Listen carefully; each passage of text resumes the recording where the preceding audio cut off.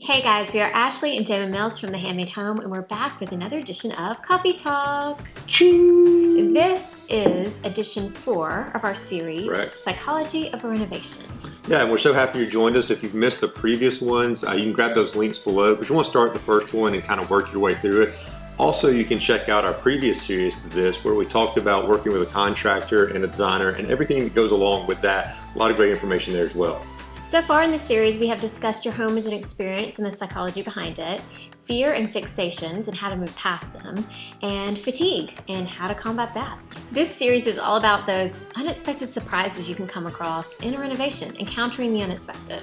Yeah, there always seems to be something that happens that's a little bit weird, out of the ordinary, you might not be expecting. We had a few of those at our house, didn't we? We absolutely did. No matter how old your house is, what age, if you're going to go in and rip out those walls, something's going to come your way that you weren't really expecting. Yeah, my favorite, and you've probably followed us very long, you know the story, is the one of the toilet we found in the backyard, which was quite interesting that the previous owner decided to dig a hole and put a toilet on top of it. Or the flooding in the basement that the previous owner decided not to disclose. But there's also stuff with framing you might find that a previous person just did some renovations themselves and they didn't frame something properly, and you might be missing some support or studs. I mean, there's really no telling what you'll find sometimes. There could be water damage underneath the subfloor or hidden behind the drywall that you have to take care of that wasn't really a previous issue that you knew of. Yeah, I've also heard of people leaving hot gluing tiles on. Imagine that. All of those things that we just discussed, those are just at our house, let alone the things we've seen with clients. And so what we want you guys to understand is that it's totally normal. Once again, I think we've said this before, but when people go through a renovation, they don't tend to remember the bad parts of it once they get to the other side. We liken it to having a baby and not remembering what those sleepless nights were like, or the labor, or the morning sickness before that. It's a process, and once you get through it, it's pretty amazing. You just have to get through it. Yeah, I think continuing that analogy of pregnancy and a baby, you know, the first time you have it, all the things just throw you for a loop. Well, the second child is like, oh yeah, I expected that to happen. And same thing with home renovations, is if you expect it going into it knowing, hey, something's gonna go crazy, I'm gonna find something really funny, something weird, then you're not caught off guard. It's a little bit easier to deal with. That is so true. So what it really comes down to is adjusting your expectations. No renovation ever goes perfectly. There's no such thing as a perfect house or a perfect human. Therefore, why would a renovation be perfect? And it's just a process that you have to be ready for, and adjusting those expectations so that you're ready. And so there are two things that we want to talk about today that can really help you deal with it. The first one would be planning out your renovation.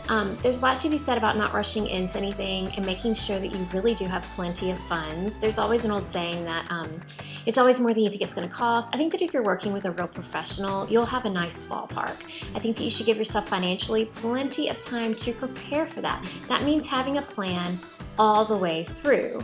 It just says a lot if you don't rush into anything so that you regret it later.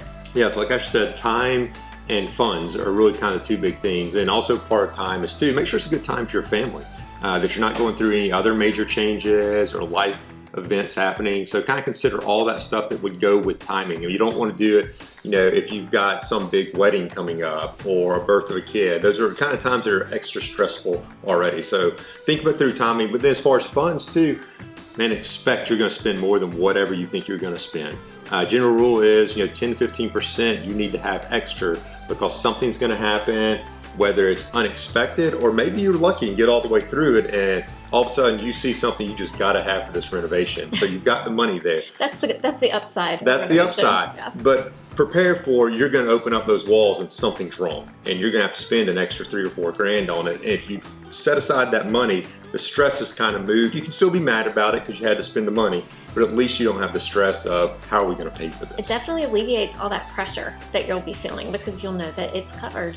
Something else to remember is that this too shall pass. It's a phrase for a reason, and people can get really upset, and it's good to take a step back and think, will this matter in 3 months? Probably not. It's really good to keep your end vision in mind. I almost said in goal. You did almost say in goal. Not sure what that would mean. Your end goal in mind, your end vision in mind, and keep working toward that, because it is going to be just like that baby in the end when you're holding it in your arms, except it's a renovation, and you're going to really enjoy your awesome new space. I'm not comparing renovations to children. We're going to check what's in her coffee in a minute. But yeah, so there's just a few things. Think about this whole expectation thing is Ashley's talked about is you need to expect it first. Know something's going to go wrong. you need to have a plan to get through it. Part of that plan is, is this the right time, and do I have the funds, and do I have the funds set aside for it? And then kind of that final thing with dealing with these unexpected things is, man, remember that end goal.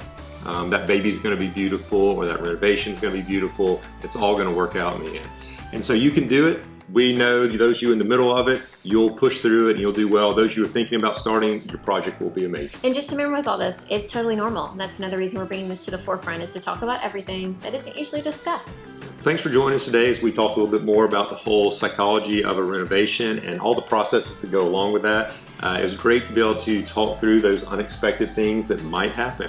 And so we look forward to next time as we keep moving along in this project. See you next time on Coffee Talk. Cheers.